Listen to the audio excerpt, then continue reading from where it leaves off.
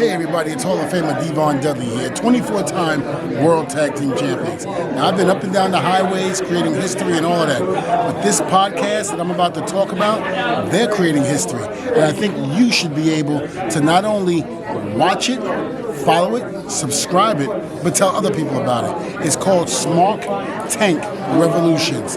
Again, Smart Tank Revolutions. Check it out, because if you don't, I'll put your ass through a table. Now testify.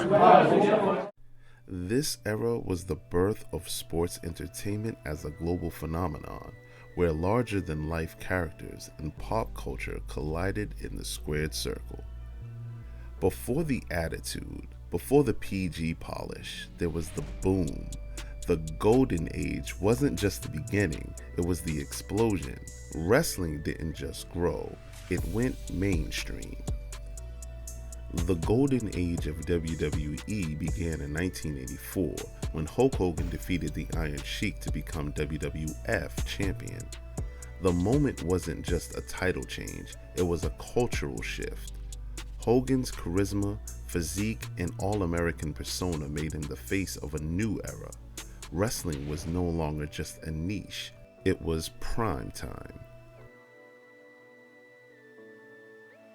With his red and yellow gear, finger-pointing theatrics, and say your prayers and eat your vitamins mantra, Hulk Hogan became a household name. He headlined the first 9 WrestleManias, battled giants and villains, and turned every arena into a sea of cheers. Hulkamania wasn't just a gimmick, it was a movement, and it brought millions of fans into the fold. In 1985, Vince McMahon took a gamble. He launched WrestleMania, a spectacle that blended wrestling with celebrity, music, and glitz. With Mr. T, Cyndi Lauper, and Muhammad Ali in the mix, WrestleMania was a cultural crossover event. By WrestleMania 3, the gamble paid off. Over 93,000 fans packed the Pontiac Silverdome to witness Hogan vs. Andre the Giant, a match that symbolized the era's grandeur. Hogan's body slam of Andre became one of the most iconic moments in wrestling history. The Golden Age was a parade of unforgettable personas.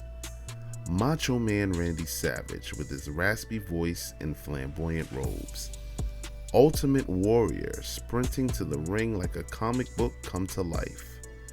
Rowdy Roddy Piper, the original rebel with a mic. Jake the Snake Roberts, dark, cerebral, and unpredictable. The $1 Million Man, Ted DiBiase, the embodiment of greed. These weren't just wrestlers, they were archetypes, heroes and villains in a weekly morality play.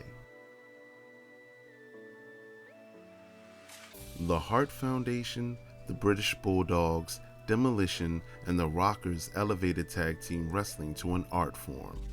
Meanwhile, the Intercontinental title became a showcase for technical brilliance, thanks to stars like Ricky the Dragon Steamboat and Mr. Perfect. Steamboat vs. Savage at WrestleMania 3, still considered one of the greatest matches of all time. This was the era of unforgettable mic work. Whether it was Savage's "Ooh Yeah" or Piper's unpredictable tirades, promos weren't just hype, they were theater. They built anticipation, defined characters, and made fans believe. WWE broke into mainstream television with Saturday night's main event, replacing Saturday Night Live on NBC. Suddenly, wrestling was in living rooms across America.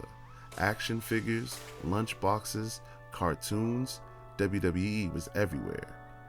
The Golden Age didn't just entertain, it branded, it built icons, it made wrestling a global language.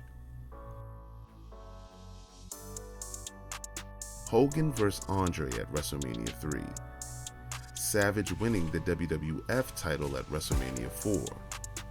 The Mega Powers exploding in 1989. Warrior defeating Hogan at WrestleMania 6. Ric Flair's arrival and Royal Rumble win in 1992. As the 90s approached, the Golden Age began to fade.